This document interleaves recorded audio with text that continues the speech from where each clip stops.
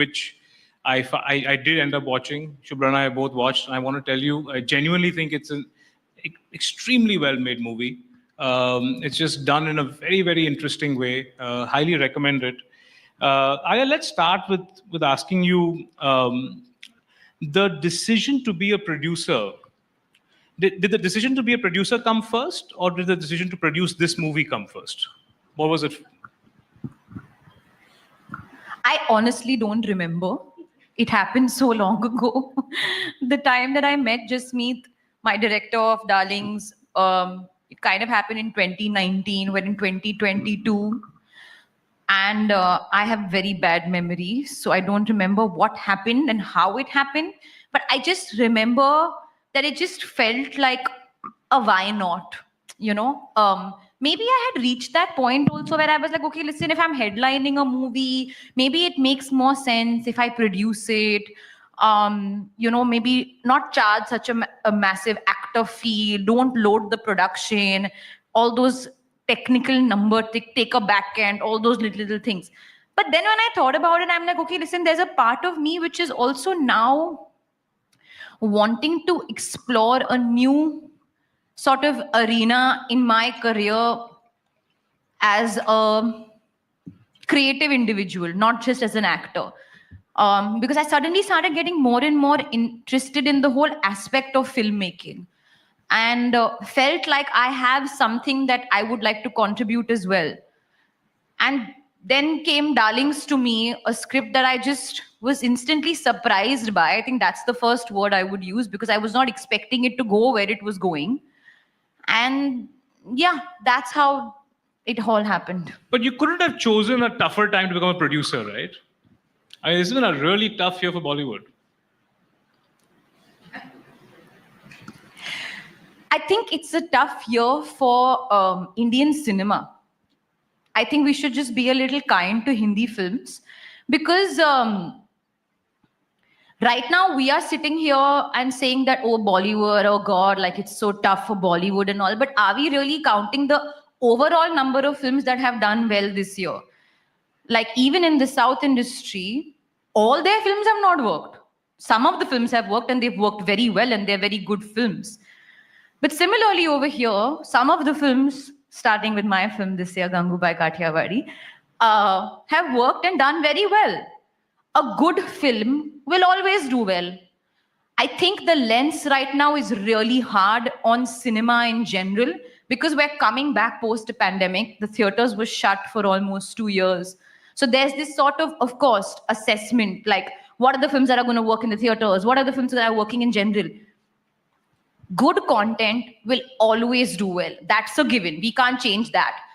But now, maybe we're just sort of reassessing what are the kind of films that we are going to put into the theaters? What are the kind of films that we'll maybe bring directly onto an OTT platform? What is the general consumer habit? We're just assessing that, understanding that. But it doesn't mean that Hindi cinema is over. That ain't happening. No, of course not. But is there enough introspection happening, you think?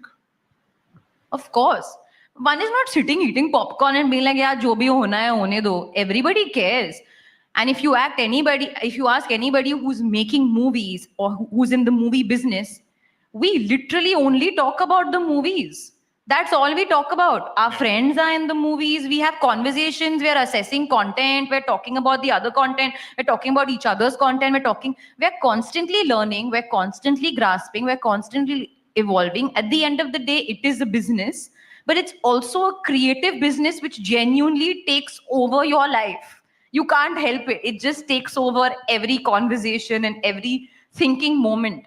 Like sometimes you have to try and switch off, which is very hard, but it doesn't happen, because that's how in a creative industry your body gets involved in the filmmaking aspect of it. Yeah, so hi, We were just talking about Alia's new film, which I've also seen, and I will, of course, tell you more about We're all waiting for your review.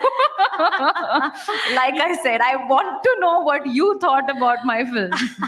So, but more than just this film, I'm very interested and very curious about the fact of your having started um, a production house. And I think is there a new confidence that a new Bollywood really requires at this moment? Because someone like you who's below 30, who's 10 years in the movie business, so many films, when Priyanka and Deepika, Anushka, all of the top A-list leading ladies have all started the production houses because they want to tell the stories that they want to tell. So was that a thought in your head that you wanted to tell the stories that nobody else was telling, which is why? Because it seems to me that all my years of covering the industry, there's always been this little dismissive note about ye to ek women's issue per film bani hai.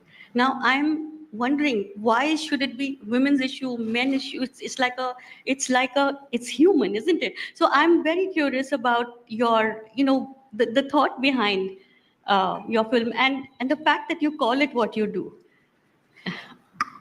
Well, I'll start with why I call my production house Eternal Sunshine Productions.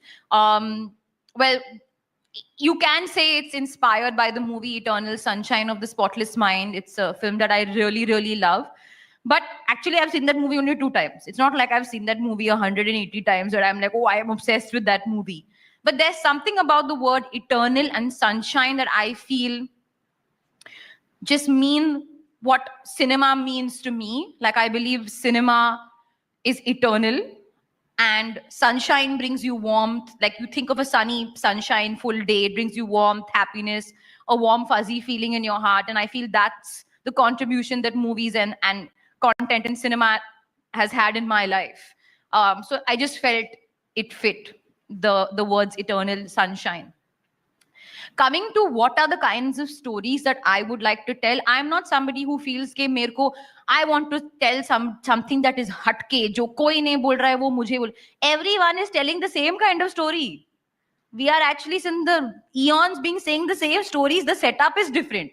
There's the underdog story, then there's the love story, then there's the revenge story, then there's the fighting for your loved one story. I will tell that story in different settings, in different forms, because we are all telling the same stories. But isn't that something of concern that you are telling the same stories? No, but tropes. It's the tropes that people like us who are sitting on this side watching something unspool on cinema. And I'm very interested by the word you use, surprised.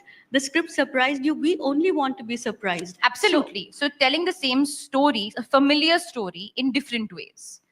So that's what the endeavor is constantly for anybody trying to make a movie. But there is a certain misconception that, oh, they're trying to see, you can't be just different for the heck of being different. At the end of the day, you want to see something, there's something familiar in a character that you're connecting with, that okay, there is maybe the character wants to achieve something, not being able to achieve it. Okay, now I'm already invested in the character. Now you go through the character's journey of trying to achieve it, and then finally, does the character achieve it or not? And maybe after achieving it, doesn't want it anymore. Yahi to aak hai basically. But if you put it in every setting, you compare different films from Hollywood, Bollywood, Tollywood, Jollywood, whatever it is, it's the different language, a different setting, but the same story, because we are all actually telling the same stories. Even in our own personal lives, it's the same story. So, I mean, it's an over high concept thing that I'm saying, but what I want to say is I don't want to tell only women-centric films. That's not what my endeavor is. I'll tell a story about a dog, about a cat, about a woman, about a man, about a father, about an uncle, about a dadi. I want to tell good stories. That's the endeavor. Stories that mean something to you, that maybe leave you with some lingering thought. Now, never say never. I'm not sure I would tell a story that doesn't teach you something. I don't know why. I just feel like, for me, whenever I've watched movies that leave me with a feeling like I remember when I watched a movie like Wake Up Sid, for example, I suddenly wanted to become a photographer. Even if it was for 3 days, I wanted to become a photographer. So I'm like, okay, I love the fact that movies can, or cinema, or just content in general, even TV shows, can make you feel so like inspired and charged and can literally change your life. So if I can do that in some way with the content that I'm, with the content that I'm producing, then why not? Yeah, but one little thing about, how a movie must have a message at the end of it, tacked in it, that again becomes reductive, isn't it? When you're talking about being inspired, I believe completely that movies can change your life. No, not must have a message at the end of it is too much. Not even a message. It should just leave you with something. There may be a resolution between two characters that may happen in the pre-climax that leaves you with something. There may be a beautiful romantic scene between the girl and the boy, or the girl and the girl and the boy and the boy in the first 15 minutes of the film that leaves you with something. But I feel like there has to be a takeaway, which is not just a time pass watch. That I'm not sure I want. The thing is, I also don't understand that kind of content. Not from any other reason. I also think it's really hard to make that kind of content, which is just like a really fun watch. I'm not sure I understand that, so I wouldn't be able to add anything to that. But is your approach to cinema, is it coming from your commitment to the craft, your love for the craft, or do you even think about the fact that the kind of soft power you individually have today, you feel a sense of responsibility of doing something beyond just entertaining for those 2 hours? Yes, absolutely. Try and make some point, some dialogue, or some moment that you really, really feel can impact somebody's life, or leave you thinking about something. Like, it's basic, but yeah, I don't want to just be. Then I'll tell a story about a pillar. I mean, I'm saying, otherwise, what is the point? There has to be something which is either I'm like commenting about something that I feel very strongly about, or that I just feel like maybe I learned something from. I don't know. I think the stories come, and you just have to feel. Sometimes it just clicks, and sometimes it just feels right. But yeah, there's a like you said, there's a huge responsibility that you have. So you have to know what is the message. I mean, what is the kind of story you're telling, and what are you putting out there in the universe for somebody to see that. Very interesting, and maybe we come back to this more. But it brings me to the thought about the evolution of brand Alia, the last 10 years. It's your 10th year in cinema, and the brand Alia earlier in pop culture, wherever you talk about Alia Bhatt, right? The first thought 10 years ago would be, ask her who the president is, and that was the constant thing that kept coming. But this time when I sent my Draupadi Murmu ji. When I send this message out for this adda to some of my friends here, some of them are here, the kind of responses I got was, we want to hear from her. She's so smart. She's wiser beyond her days. She's, your positioning, your brand. Just talk to us about that journey. How do you see that? Not just in cinema, but your brand Alia in India. How has that emerged? How has that evolved over 10 years? Well, honestly, I'll be very honest. I love it when people, like, think that I'm unintelligent, or like that, oh, she's so dumb, or she's not passed. You love it when people think I love it. I genuinely do, because they make so many memes on me, which adds to the popularity. And then it's like, but you're loving my movies, and even if you're like, okay, but she's so dumb, but I'm like, okay, but I'm still a part of the movie, so there's something that I'm possibly doing right within the movie business. I may not have the other side of it, but actually the reason I love it, let me tell you, is because I don't think I want to put out this message also to young girls that intelligence is purely, and I don't mean this in an offensive way, but that general knowledge, book intelligence, in my opinion, is not intelligence. That is something that is a part of the layer, but actually to survive in a world, you have to have a certain emotional intelligence, which is possibly the highest form of intelligence, because that makes you take some decisions which are not very studied or very calculated or very by the book. So I'm not by the book. I mean, I think that's something that I really say very loudly. I genuinely don't even remember anything that I studied in school from a book. What I remember was my maybe interactions with my, with my teacher from the dramatics, or my or when I took part in like inter-school competitions or sports competitions. That is what I really understood. Obviously, I'm not becoming a doctor or a scientist or whatever, so I didn't need to do that. It's totally different for somebody who's in that field. But I think it makes people who maybe want to lean towards a creative field know that, okay, if you know the creative aspect of it, at the back of your head and at the back of, that strongly, then it's okay if you don't know the other aspect of it. And my father said this to me, that you'd literally rather be stupid than pretend to be intelligent. So I literally rather be stupid than pretend to be intelligent. I ask the questions. Like recently, somebody had this interview, and this was on the 23rd of July, where somebody asked me who's the president of India, and I was like, but see, right now, the ceremony has not happened yet, so I'm not sure what to say. So I rather not say anything, because if I say something, then again you're going to point a finger on me. But still, I really don't care. So I'm totally okay with that. Speaking about my evolution as my brand and all of that, I don't know.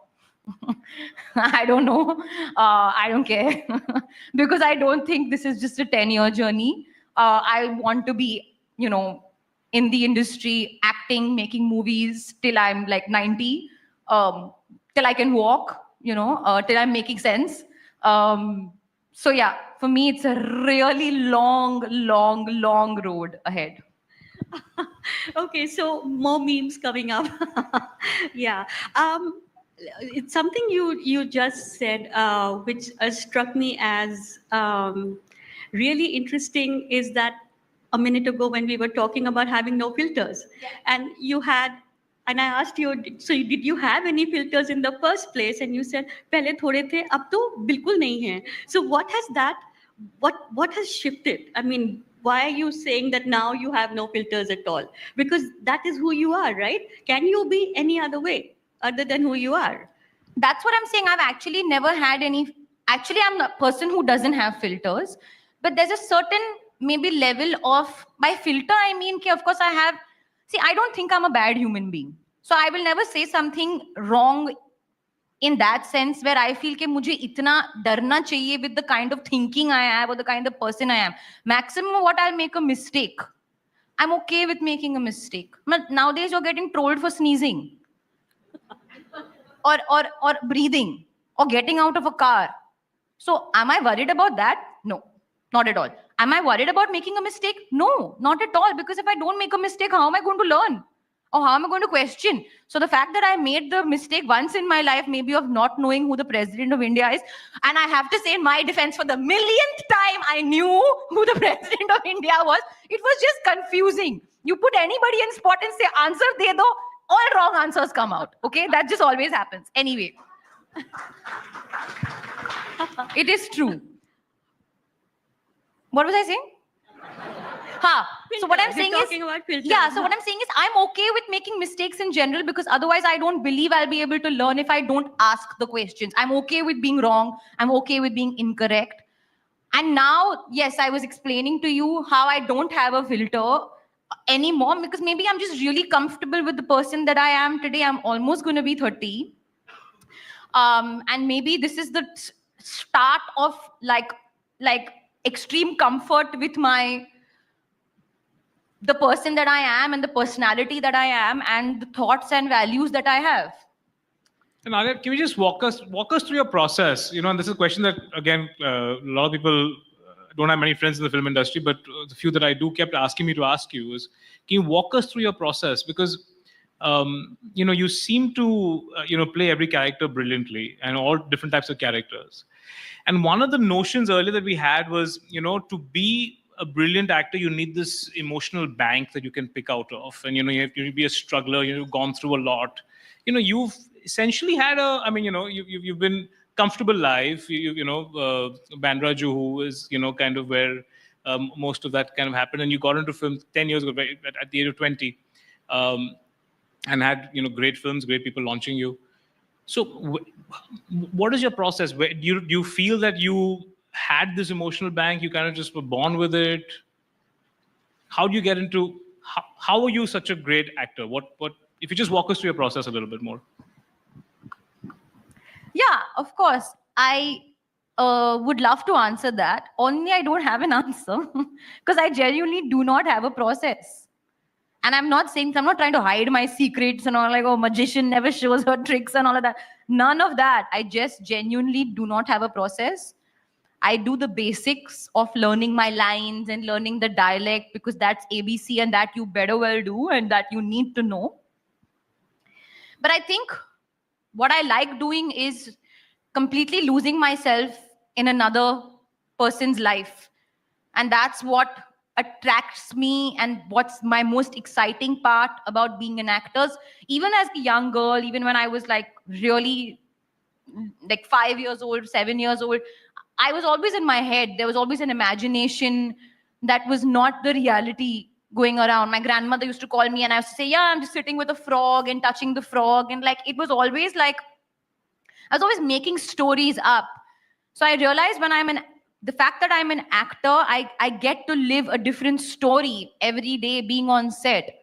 So the endeavor is to just lose myself in that story. By lose myself, I mean lose Alia, lose who I am, and totally become that person. And it doesn't happen in every take or every shot, but I try and make it happen in most of the shots. And filmmaking is you're the best of the best takes. So Actually, something that again I'm picking up from both of what you're saying.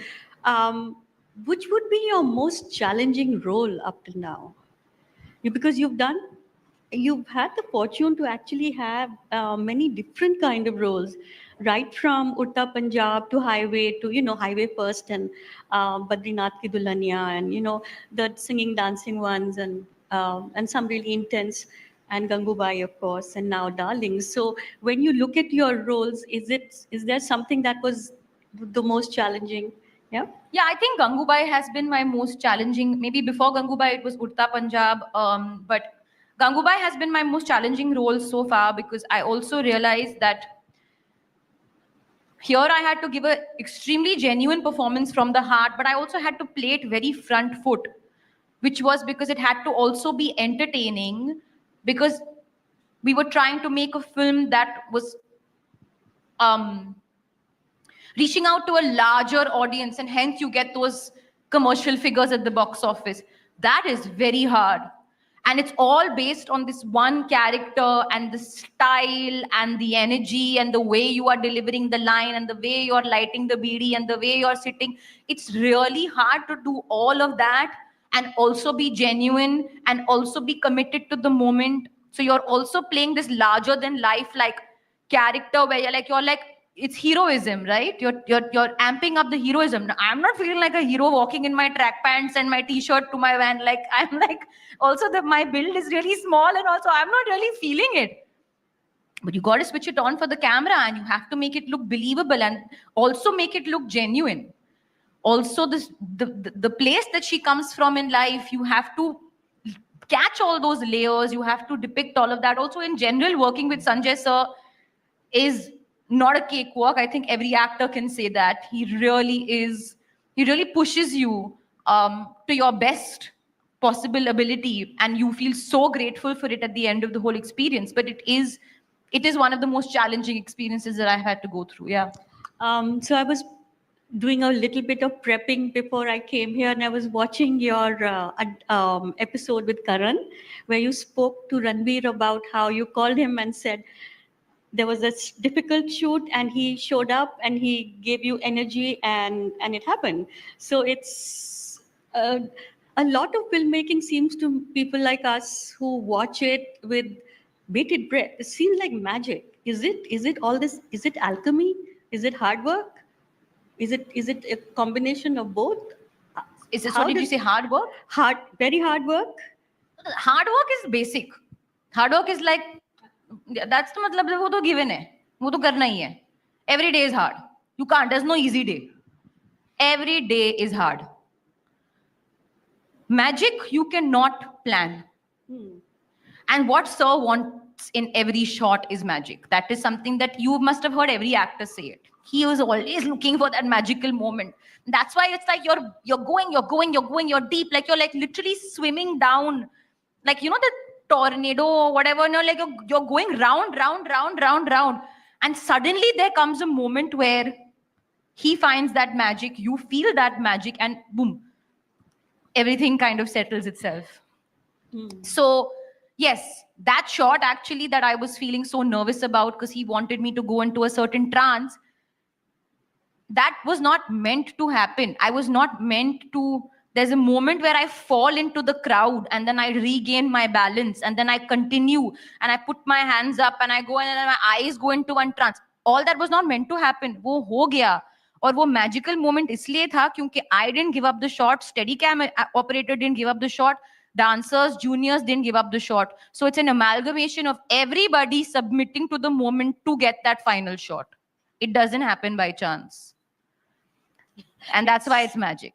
It sounds like a lot of stuff going on at the same time. Yeah.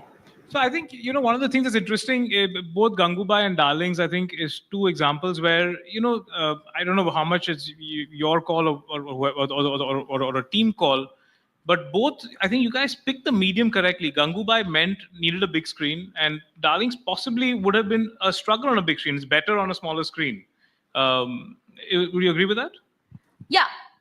I believe that the kind of experience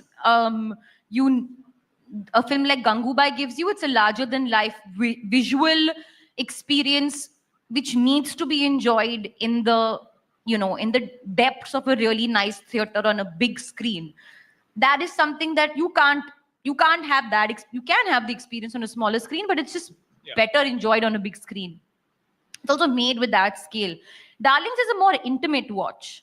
It's not about which is better or which is, you're not that. The content has to be good either way.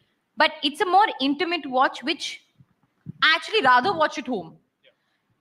Also, it touches upon domestic violence, which is a major theme in the film. There's also like something that my dad said to me. He said, I'm not sure if I'm a woman who's experiencing this, how am I supposed to watch the same film in a theater with my family? I may want to just watch it by myself in my own privacy. These are small examples I'm giving you. But also a platform like Netflix gives me a day one release in 190 countries. You're getting a chance to cut across the diaspora because, again, this is a story about, and it's very intricate about and particular to the world. It's little family in the heart of Mumbai, Baikala, and it's very fleshed out the whole world. That's something that can be extremely interesting to an audience internationally because they're getting this very rich flavor, and they're getting a theme that maybe they can relate to, or they understand, or they feel for. So yeah, I think it was a call that we very happily took. But interesting. I think at one point we would hear, the idea of doing OTT or big screen. At one point, the thought was, producer wants to get risk averse if OTT is offering him a good price, and the stars are hesitant. They want to be larger than life. They want to be on the screen. You're disagreeing. I'm saying at one point this was the thought, and now stars and producers are much more inclined or they're much more in harmony to make that decision whether they should do OTT or whether they should do big screen. What makes you a star? Love. Love comes from giving audience content that they love. So where the content, of course, there's a certain kind of star when you are bringing money on the box office, वहाँ पे आपका वो दिखता है ना कि वो star power है and all. At the end of the day, it's the content power. ये एक चीज तो हम सबने समझ लिया है कि content is what's bringing that power even on the box office. Similarly, on an OTT platform, if the content is good, 3 years from now, who's going to remember कि मैंने ये OTT पे देखी थी तो मेरा प्यार थोड़ा सा कम है या थोड़ा सा ज्यादा है? Why? प्यार is प्यार. content good is good. So whether it's sitting on an OTT platform or on the theater, the love will come if it's good. But the I mean, for a star, don't you feel that, being so large, being in such a, being just having such a large screen and such a large presence with such a captive audience enjoying it together, that's helping you become a star also?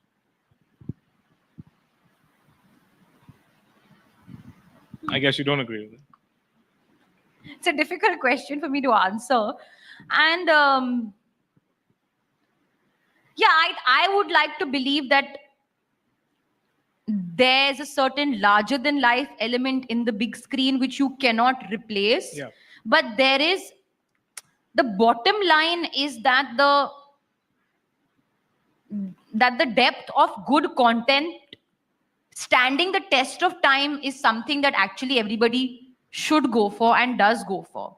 कि हमारे films कितने साल तक याद रहेंगे, when you are still talking about a performance of Nargis from Mother India, when we still speak of that, it's standing the test of time.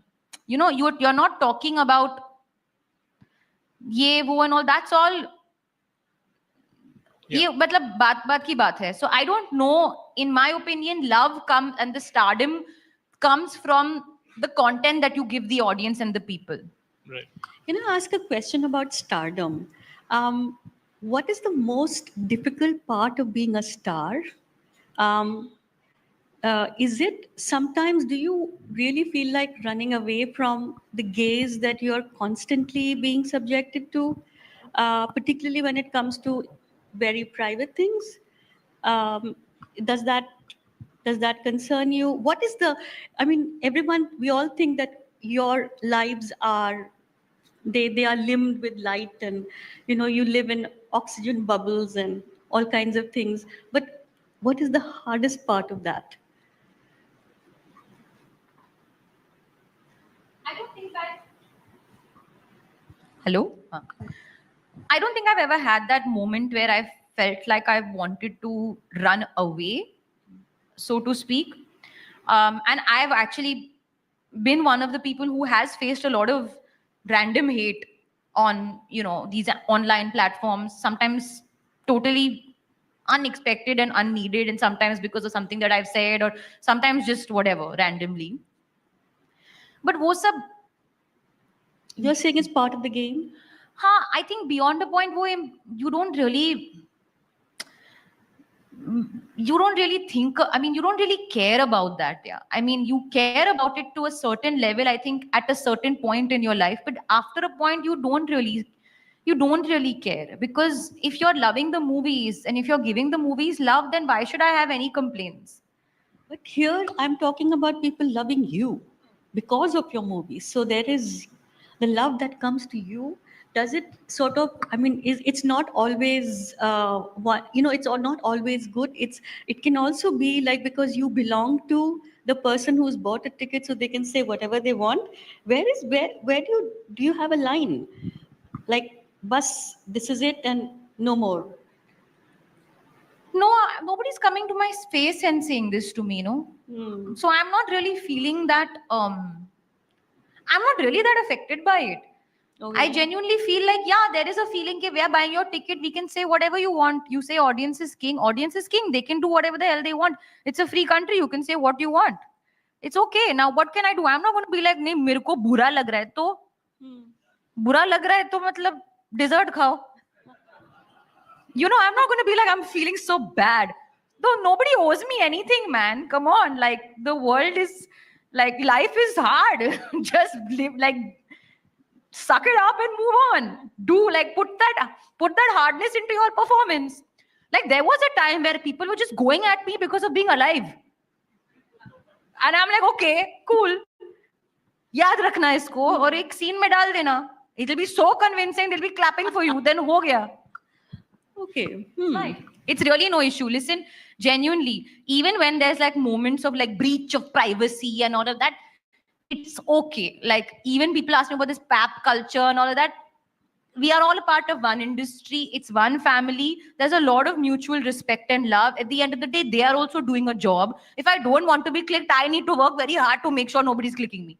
It's fine. Like, it's all a give and take, and we are all should be living in harmony and peace. I don't have any negative thoughts in general about anyone, and if people have negative thoughts about me, then okay, sorry, too bad. But Alia, there was not too long ago, there seemed to be almost sort of a national disdain for Bollywood. I mean, there's like there's constant something or other, constant on headlines. Even that never made you think differently? Were you always like so zen about the whole thing throughout? See, the way I look at it, Bollywood, Hindi cinema, what's our job? To entertain you. अभी 2 साल के लिए theatre बंद थे, आपको entertainment चाहिए था, तो you used us for entertainment. कोई बात नहीं. We are not feeling कि हमको ऐसे ही किया. नहीं, हमारी पिक्चर आके देखो. We are here to entertain you. If we manage to entertain you, cool. So you were talking about Stardom a bit. Maybe I'll suggest, I'll offer a definition of a star. The definition of star, and it's a very bad definition, but just to provoke a thought. Definition of star is how much money he can make, or how much money she can make the opening weekend. Old definition. But these opening weekends, the collections have been coming down more and more. So, where does that give? When will that ever impact this terribly old definition of stardom? Our opening weekend is becoming less and less and less and less. So are you becoming less of a star if that's happening? When does that happen? No, I don't know whether you become less of a star. I think sometimes you can be a massive star and be very loved. But again, the film has not connected, so nobody has come to see it. And similarly, if that happens 4 films in a row, 5 films in a row, are you a lesser star then? I mean, at some point. Maybe until the next film comes and does a blockbuster or is a super hit. You are as big a star as your last film, I guess. But I think, there's a certain maybe reassessing that's happening in general about the potential of money at the box office and what that means for budgets and all. But wo andar ki khabar hai. We don't really need to sit and discuss this. Like, I'm not coming and asking a bank how they're functioning. You know what I mean? Like, so let's leave the functioning away. We'll give you what we are meant to give you, which is hopefully good entertainment and good cinema. But I'm sure that there is a certain general assessment that is just happening post the pandemic in every business, in every field. People are trying to figure it out. Everyone is figuring it out. But like I said, cinema or Hindi cinema or Bollywood or whatever you may call it has always been the first target or the first form of entry. मतलब हम लोग पहले ही जाके खड़े हो जाते, ठीक है, पहले हमको मारो, फिर किसी और को मारो. So we have just gotten used to that conversation now. It's not, I'm not going to get into whether it's fair or whether you're talking about value being down or value being up and all of that. That we are assessing and will continue to assess. But the endeavor to make good content was there before, pre-pandemic, and the endeavor to make good content will be the same post-pandemic. So in your assessment, and again, asking you to put the producer back, your producer hat on, will we finally see some correction in the price that stars charge? Because so much of the money is just going to one person, and if one person is not able to deliver those opening weekend numbers, that is the investment for which you're doing. Yeah, I agree. On that, I agree. I think that should happen. In general. And you would have said this if you weren't a producer also. I'm not a number producer. Okay. मुझे कुछ समझ में नहीं आता. I mean, everybody knows I do not understand numbers and I do not understand a lot of things. I'm a creative producer. But I'm sitting over here speaking like Dhanda and all, and I really don't know numbers. I don't understand it beyond the point. But yes, I do understand that if it's the content, what I've understood is that the content is bringing people to the theaters. The star value or the stardom or the star is a layer, but it's not the only thing that's bringing anyone into the theaters. So yes, for that aspect, it should balance out. Because you're not loading the budget of the film then. If you're not loading the budget of the film, your recovery is better. So I'm understanding it from that aspect. But again, I am no one to tell anybody what they should charge. मैं तो मतलब छोटी हूँ. But if you ask me that maybe some reassessing in general needs to happen, I'm sure all the producers are thinking that way. I think that's a big statement to make. That I mean, I think the first time I've heard somebody in Bollywood, and again, not my field, but say that there has to be a correction. I mean, first time hearing a star saying that. I think Yeah, matlab, but I don't think that. But I think that even a star is thinking that way. And let me tell you, it happens many times when actors charge a certain fee for a film and a film doesn't do well. They don't take the balance fee. They sometimes give their money back. But uska hum log PR nahi kar rahe. But hota hai. It's happened many times, so many examples in front of me where you don't land up taking the money if the film has not done the money at the box office. So it's not like nobody's fleecing anyone. Like I said, we literally breathe, think, feel movies. We are one industry and we really care about each other's like films. When a film doesn't do well at the box office, at least right now, I can definitely tell you in this time period, we are not happy about a film not doing well at the box office. And we are secretly dancing and celebrating when a film, or secretly or openly, celebrating when a film does well at the box office. Because it's one business, right? We need to understand and be connected to the audience. That's most important to us. So I think, yeah, internally that reassessment must be happening. Super. I made a very big statement now. I don't know. Hope they don't come running after me. Yeah, but then we've been talking about star fees for so many years now, 20, 25 years. Everywhere I've gone is always that the star takes the 3/4 of the fee, and then what do? And I'm glad that if some kind of reassessment is happening. You can ask Amrit Pal. He's the producer. Pal, what do you feel? We'll get him in for a minute, but I want to ask you about, we are here because we love the movies. This gathering is here because we love what you guys do. So when we ask you to do better or be better, then it comes from a place of love, I think. And it's also a question of saying that maybe tropes, maybe the things that you worked before, maybe something new, maybe something fresh. That's all we want. How much of it is of concern, and how much of it is like, if you are a really big legacy producer and you're putting together a project. It's not a film. I can see it's a project because it's a star. It has elements that will bring people in. It is elements that will bring the money back on the table before it even goes out to the theater. How much of storytelling actually is important now, or should be because things are not working. So the primacy of the story, I think that really needs to come forward, like a story forward thing or a plot. Absolutely. No, absolutely. And in fact, it's better. I feel the competition is higher. It will keep us more on our toes. We are more charged to now really assess. And like you said, not just put together a project, really tell a story from the heart. Because the audience ain't buying, and pardon my French, bullshit. Garbage. Yes. Yeah, they're not buying it. And they're not, it's hard-earned money that I'm like, listen, if I want to spend my money, please, make it worth my while. And I think that is absolutely fair and it's absolutely correct. And we should listen to that. And we are listening to that. And I'm sure everybody is. But yeah, you don't make a film for the heck of it anymore. Or just कि हम लोग कुछ कर रहे हैं and all of that and putting it together. वो होना नहीं चाहिए, वो पहले से कभी नहीं होना चाहिए था. But in general, वो अभी होगा भी नहीं. Because it's become much tighter and it's become much more harder. But yeah, I think the awareness is there. There is a certain feeling, okay, listen, we really need to pull our socks up in general. Right. And your international project that you've just finished doing, I wanted to ask you about Indian actors, South Asian actors, Indian actors getting roles now in Hollywood, which are they are sort of marquee roles. They are not just the bit parts that used to happen. So there's, again, I will say Deepika, there's Priyanka. Now you have finished a movie with Netflix. Ali Fazal gets those roles where he goes off and does a Hercule Poirot movie. How much of it do you think Hollywood is really looking at this part of the world with a great deal of seriousness?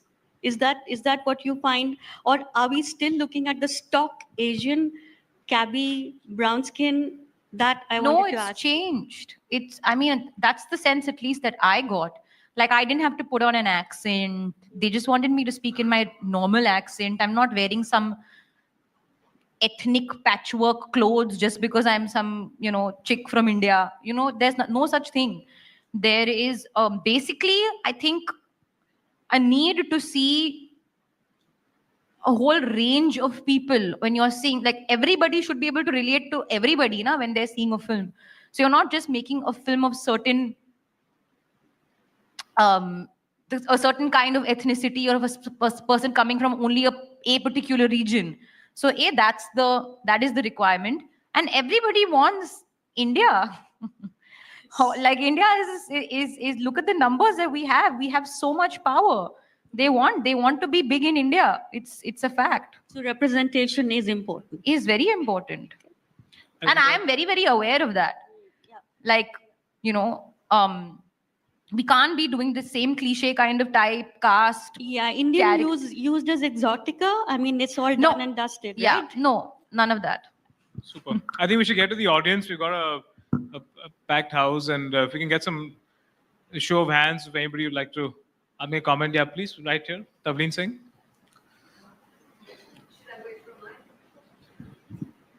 Alia, Tavleen Singh is our most read columnist for the last 6 years. Hello. Every week, the most traffic we get is on her column. So. Hello. The mic's off. Can we get the mic on? Hola.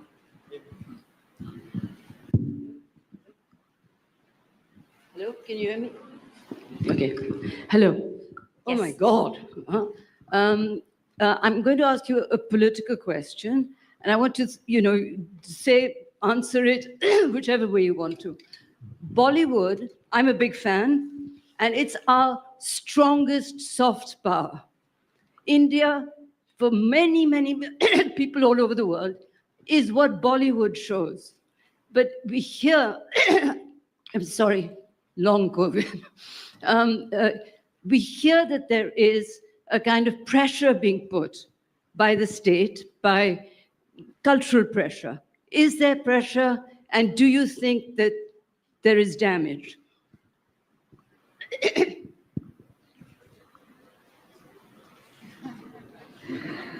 There is pressure.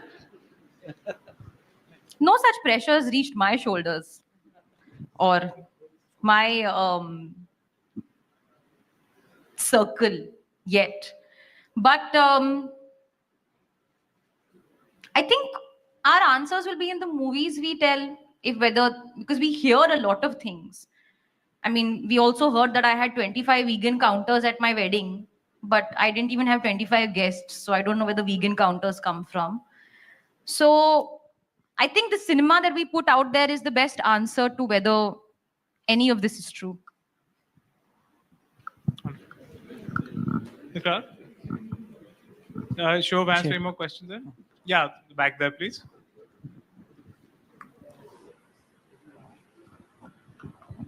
If you can introduce yourself, that'd be great.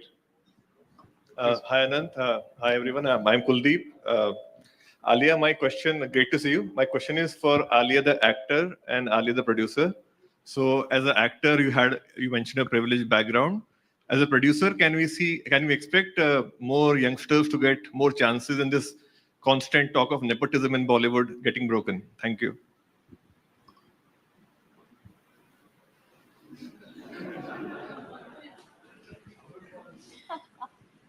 Nepotism नाम सुन के ना मुझे कुछ हो जाता है. I actually recently went for an event, and someone from the audience said, how do I send in my script to you? And I said, this is the email ID. And he said, it doesn't work. And then I was like, oh, I immediately felt extremely exposed that my email ID for my production house does not work. So I went back to my 3-people team and I said, why isn't this email ID working? And because we are a 3-people team, it's working, but we haven't been able to really go through it together because it's a 3-people team. And I instantly felt so guilty. So I put out a whole new email ID and I said, send in your content here because we want to now sift through the old email ID and send everything here. So everything is legitimate in this one thing. And it broke my heart only for one reason, because I saw so much content from people, so much work done, pitch decks, scripts, story ideas, script ideas, this idea. And I was like suddenly feeling extremely responsible for this claim that I made, which I genuinely stand by, which is that I want to give new talent an opportunity, because that's what I did with my first film with a director like Jasmeet, because this is her first film, my first film as a producer. But I genuinely feel there has been so much of an unraveling in the last 3-4 days. I've seen the kind of work that people put in, and it's genuine work and it's hard work. And I felt very, very sad that there is sometimes they have no place to go to and they don't know how to break in. So yes, that is going to be one of my top endeavors, to really find that content amongst a random sort of, bunch of mails from somebody sitting in Bhopal, somebody sitting in, Chennai, whatever it is. Give me your content, and if it's something that we connect with and it's a story that we can put our merit and power behind, we will do it. Like I said, I'm still a very small team, but I feel extremely responsible for that, and I would like to continue that. This claim that I made, I really want to stand by it, and I feel very, very passionately about it. So that is the answer to your producer question. Do you have another question? I've forgotten. That's No. wonderful. And that's wonderful. More power to you for that. But do you think that, is it fair to say that the established production houses haven't done enough? They just haven't done enough in finding that odd email, that cold email that's come in with a great story idea. Is that? No, listen, I'm not sitting here questioning the established production houses. It's not easy to do whatever you're doing, and how do you know that they haven't done it already? Eventually, they are giving a chance to new directors. So where are those new directors coming from? Or where are those new writers coming from? And in fact, you speak to any production house, you speak to anybody who's trying to put together films or content or anything, they're always on the search for writers. We are constantly looking for writers.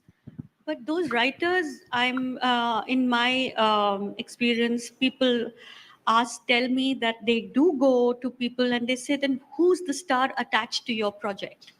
Who is the star attached? So if everything is so star driven, then where is the primacy of the story? So I think that is where a platform like Netflix really comes and opens major opportunities up for people. Because let's be honest, when you put in your money into a film, if a certain that's why when somebody like a Sanjay Leela Bansali puts that kind of money on a solo heroine-led film, how they say, heroine-led films do not bring in that kind of money. Or a Karan Johar trusts 3 newcomers and puts in money and makes a big-scale movie. There is a certain fear maybe to go with an unknown face versus going with a known face, because you're putting in that money, and if you're mounting it for cinema. There's that fear. Maybe it's changed a little bit now, but there is a certain fear, because at the end of the day, like I said, it's a business. You have to get the money back. It's easier said than done. Having said that, good content, sitting on a platform like Netflix, on an OTT platform, it takes away a little bit of that fear, because then you're really just focusing on the content. Because here I'm like, listen, I'll sit after a night of work, or sitting with my family, or on downloading material to go on a flight somewhere. I'm downloading content. I'm downloading material. I'm not thinking star kaun hai isme, that's why I'm choosing.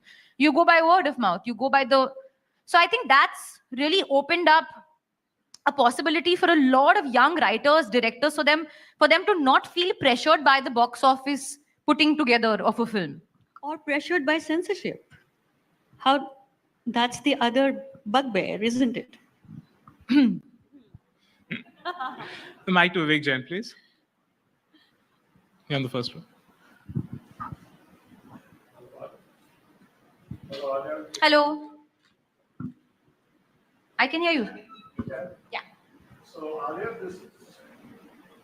this is not a Karan Johar rapid fire question, but can you name your top 3 Hollywood actors and top 3 Bollywood actors that you think you admire from the acting talent, male or female? Meryl Streep, number 1. Leonardo DiCaprio, number 2. Number 3.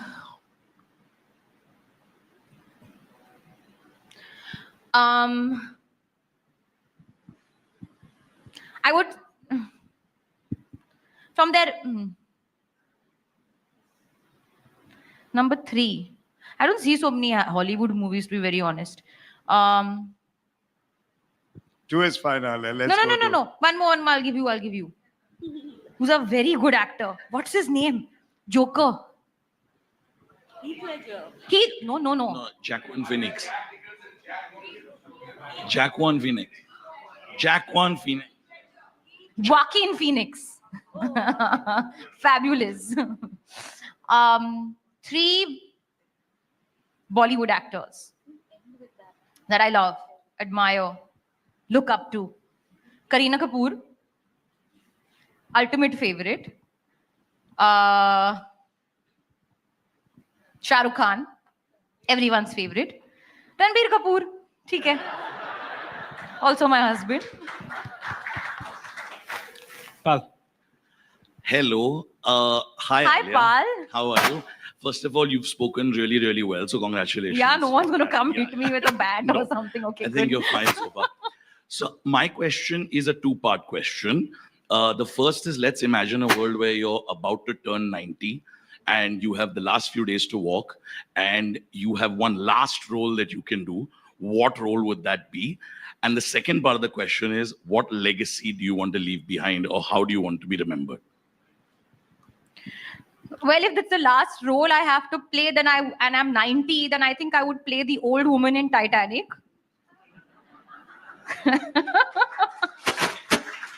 Because that film has been remembered forever and I would love to be remembered forever. So wo hamesha yaad hoga. And what legacy I want to leave behind is just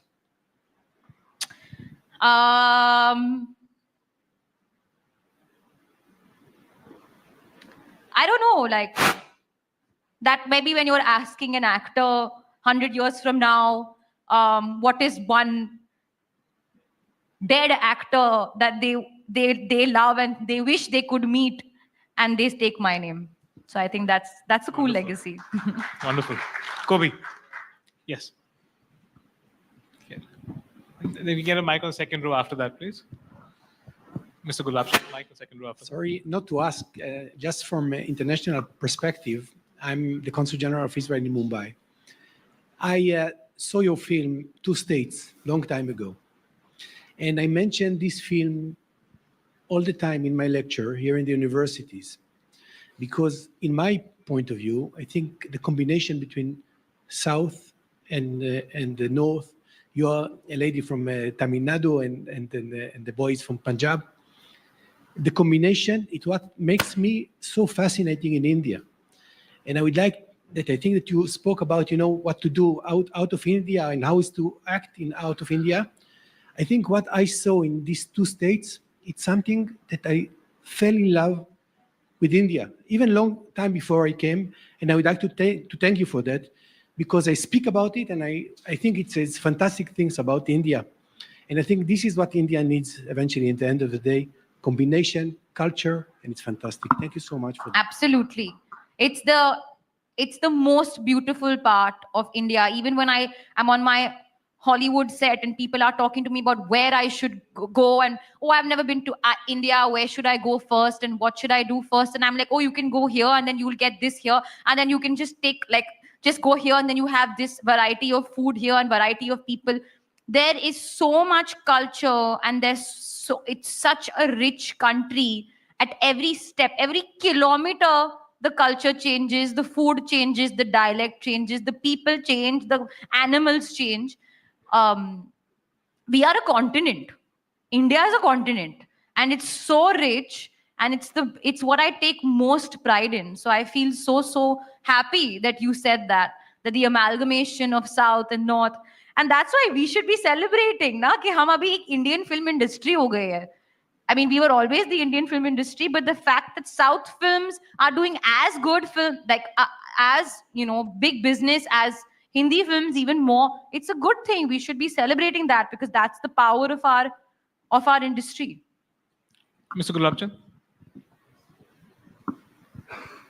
But a bit on the same theme as legacy, Oscar Wilde observed in his statement when he said that life imitates art more often than art imitates life. Now, you, as an actress, doing the persona of several different characters, how do you see yourself add nuances to these that people would want to imitate?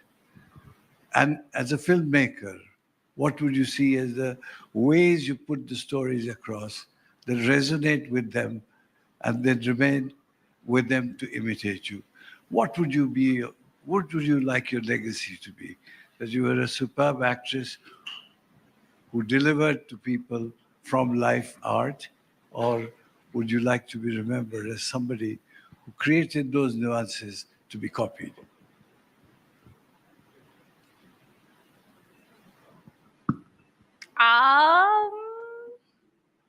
It's a very difficult question.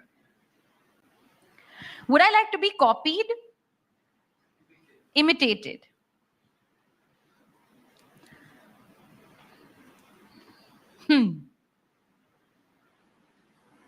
Yeah, I think imitation is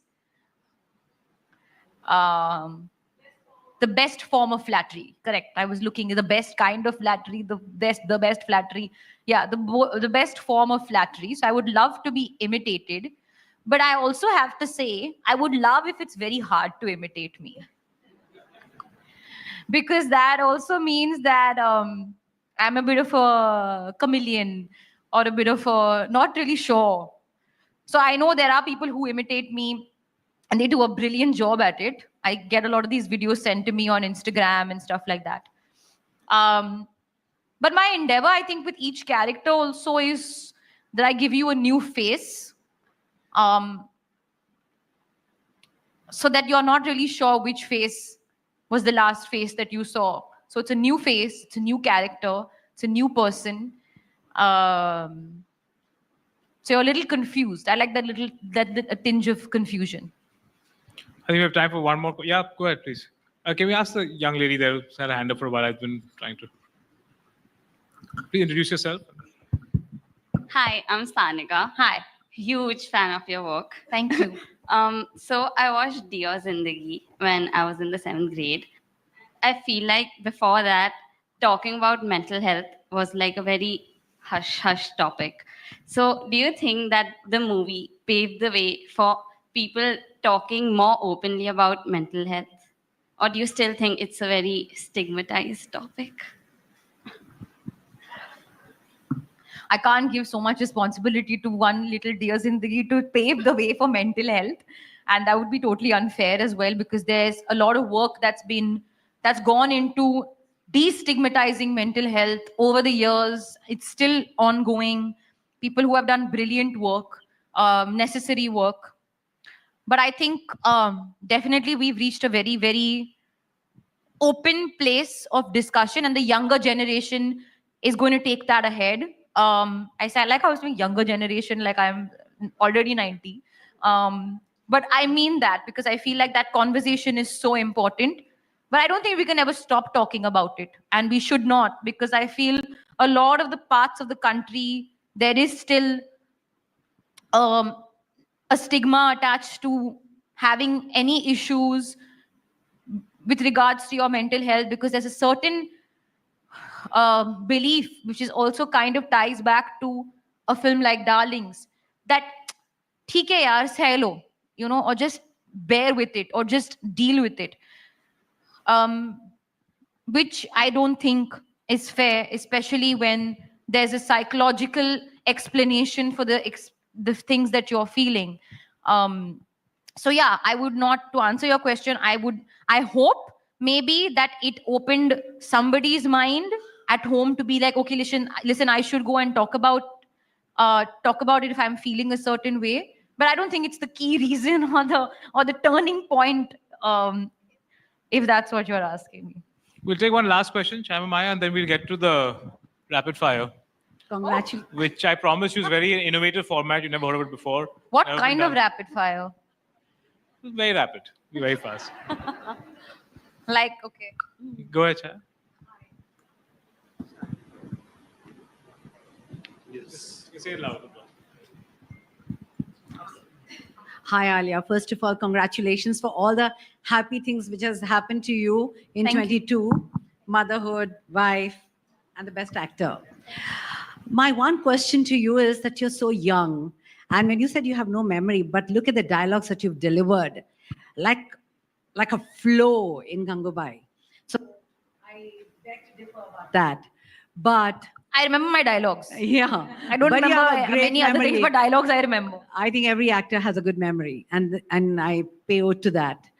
What is that one thing which makes you look, do so flawlessly beautiful in every movie? It's so easy because I don't even feel you're acting. It just comes out naturally, and like you said, you're a chameleon, and I agree to that. Every movie is different, and what is that one tip you would like to share with everyone that has worked for you? To be flawless. We're all trying to get you to say something to actors about how you're such a good actor. Yeah.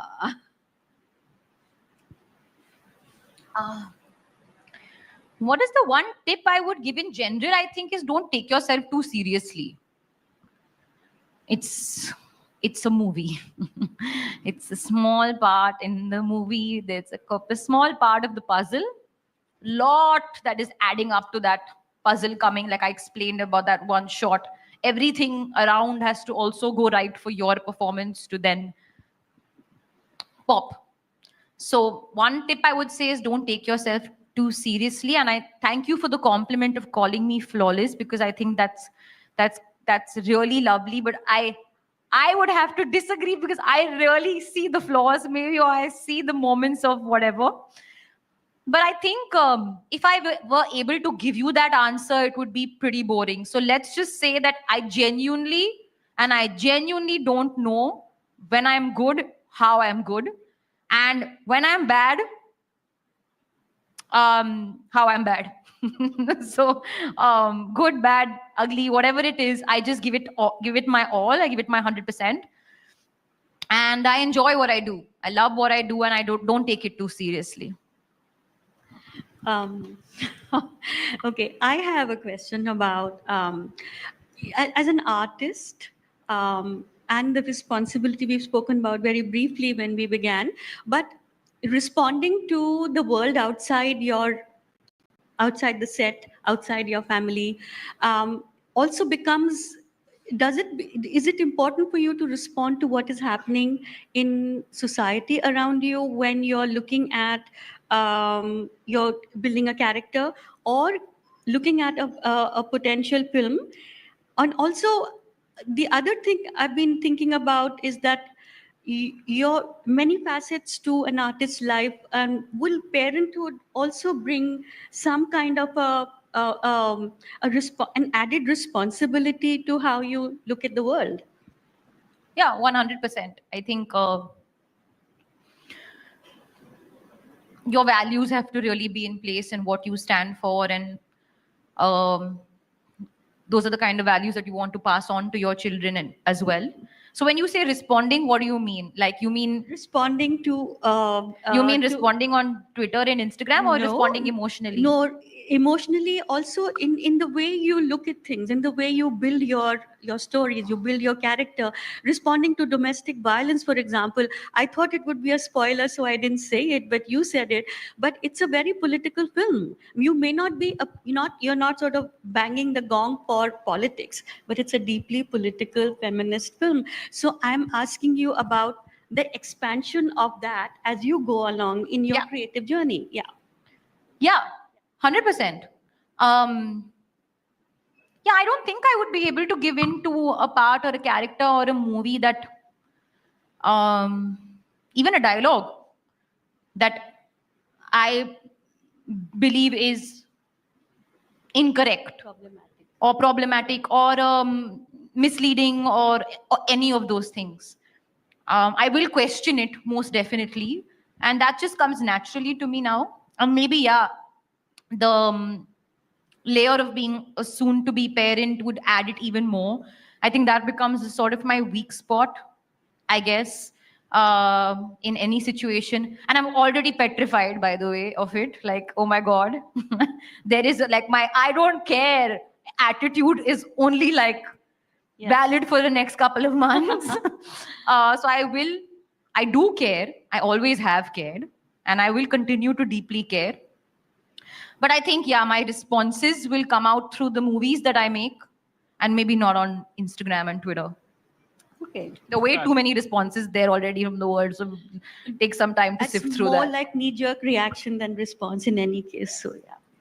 Okay, Alia. So we're going to try and do a rapid fire. And Let's understand what kind of rapid fire this is first. I mean, Because maybe I can choose to not participate in the rapid fire. you can easily just duck. That's totally fine. Saying I'm not answering. That's Okay. cool. I mean, and this is not. I mean, the format. I'm not going to maybe- say no comment because no comment is the comment. So I may say I can't hear you, and Fine. that's your cue to move on to the next question. Okay. If you could go back in time and reshoot any one role in a film, which one would it be? Neither. I have no regrets. I think everything that I've done so far has brought me to where I am today. So all good, bad, ugly, everything happy with. After consecutive flops, one piece of advice you'd give Shah Rukh Khan, the actor.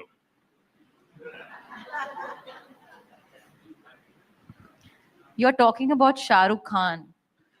He needs no advice. He is the magic and the magician put together.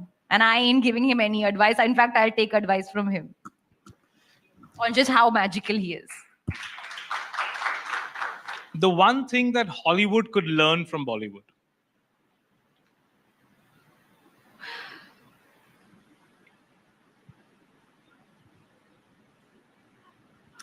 To maybe like,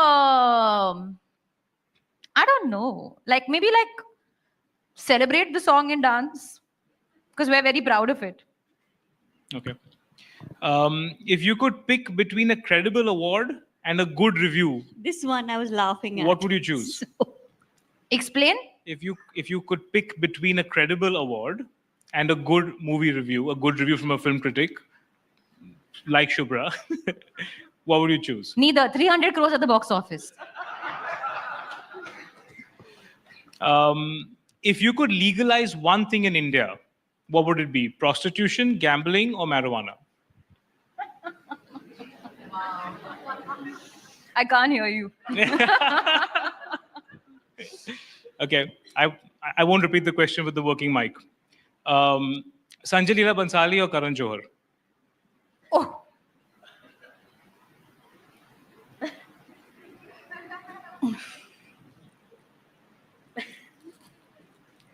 Why do I have to choose between the two? I have both and I love both so deeply.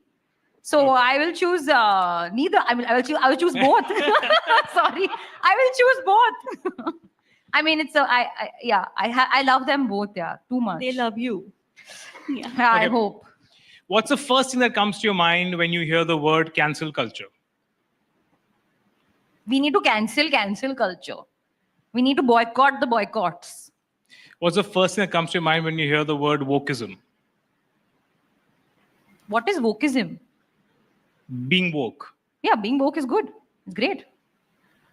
Okay. First thing that comes to mind when you hear the word millennial.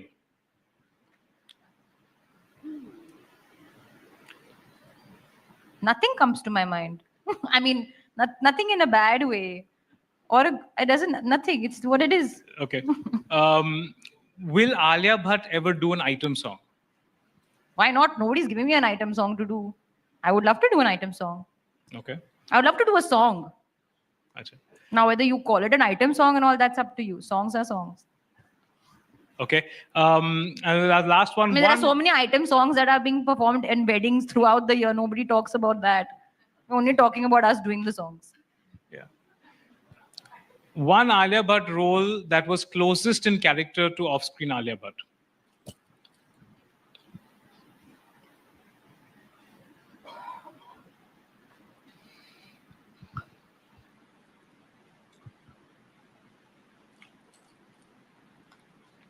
They're all so far away from you. Huh? No. Not far away.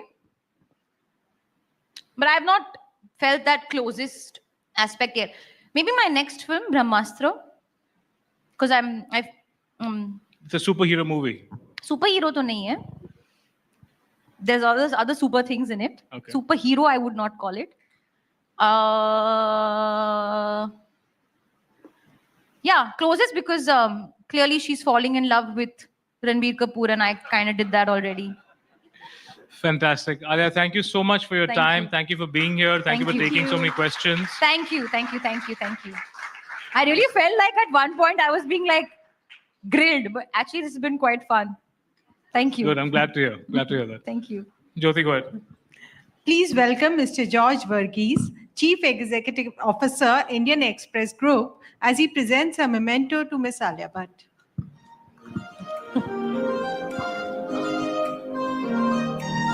Just before George presents it, I want to explain this. Alia, this was your first ever live performance. It was at the Screen Awards. This was...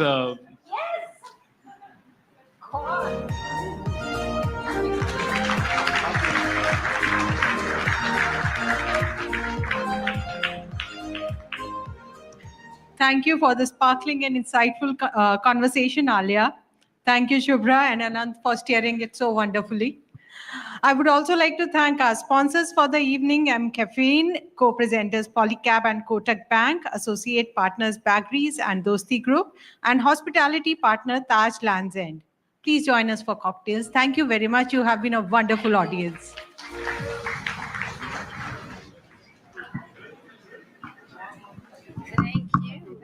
Tonight we have all gathered here to listen to two of the finest actors of Indian film industry, talk to each other and me and to all of you about all things movies, magic, love and life. These two actors and stars have not only changed the way we engage with on-screen performances, for now they have also changed the mathematical equation. Do is no more char, it's pyar. And I would want to invite Vidya Balan and Pratik Gandhi on stage, the ones who have done it.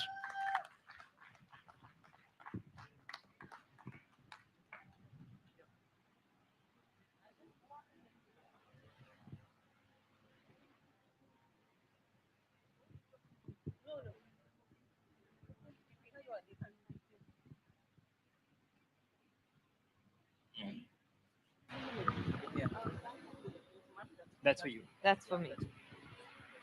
Okay. Hello. How are you? Hi, Justin. So we sit here? Yeah. How do you feel? I heard it's a long day for you, like a long press promotional day.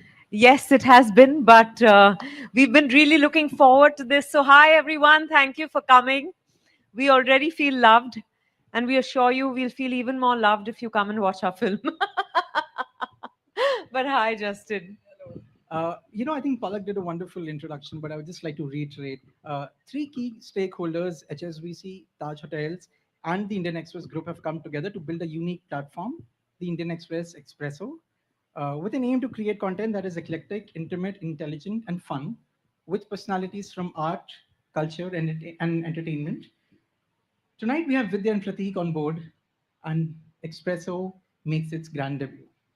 Congratulations on that. I would straight away dig into the film and what we saw. Sorry. It's such an interesting premise with the Pratik. Two lovers rediscover love in a loveless marriage after cheating. Let me just ask a very... Let's say whilst cheating.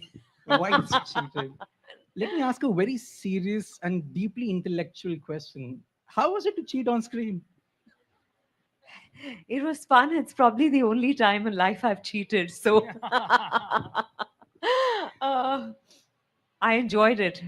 More the merrier. Two good-looking hot men. Who's complaining?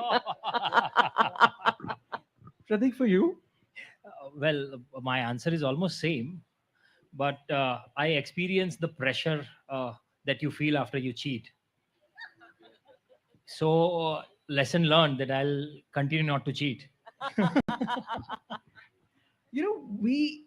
This audience here, of course, we know you as actors so much, and the range is impeccable. I mean, from from Parinita to a scam, and now to Do Do Pyar.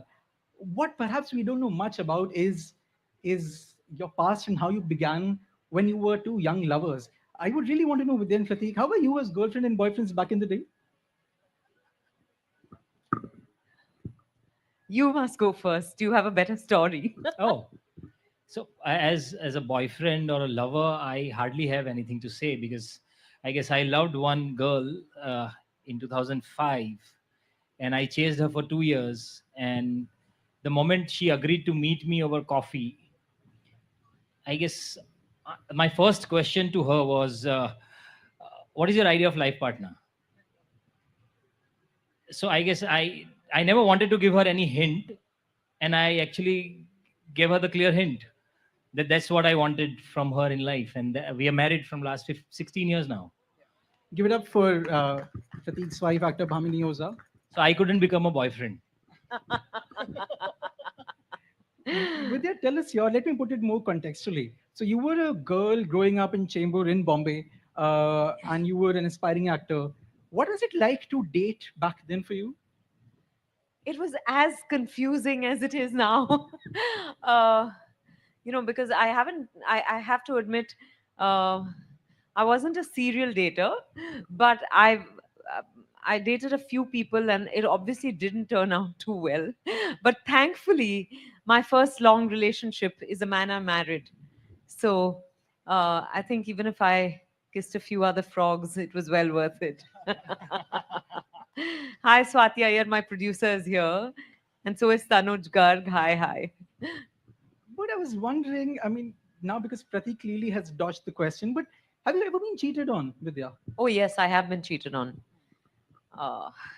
The first boy I dated cheated on me, and I have to tell you, he was. Is it okay to use any kind of language? Okay, he was just an ass. I won't say the second part of the word. But he was. I remember we'd just broken up, and I met him I bumped into him in college on Valentine's Day. And he turned around and he said, "Oh, I'm just going to meet my ex-girlfriend for a date." And I was like, "What?" He literally crushed me that day. But I've done better than that for myself in life. So he must be. But I'm wondering, is there a pattern that now you can look back and figure out that, oh, I was into these kind of men, or I was into these kind of women? I'm sure at this stage of your life, you can look back and sort of have an idea. What's yours? Yeah. I was into. Yeah, go for it. I was into asses. All of them seem like asses in retrospect. That's the only pattern I can see. I obviously had a thing for them.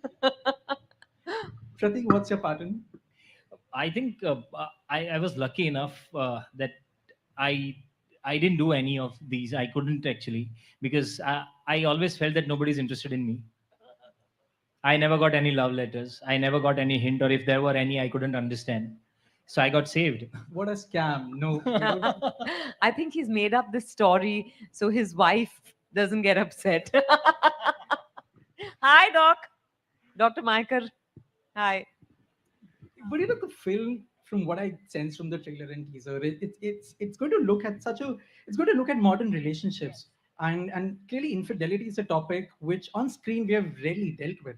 But I mean, even if we don't talk about the on-screen infidelity, how do you look at infidelity in relationships? Because it can be a deeply traumatic experience for those who are at the receiving end of it.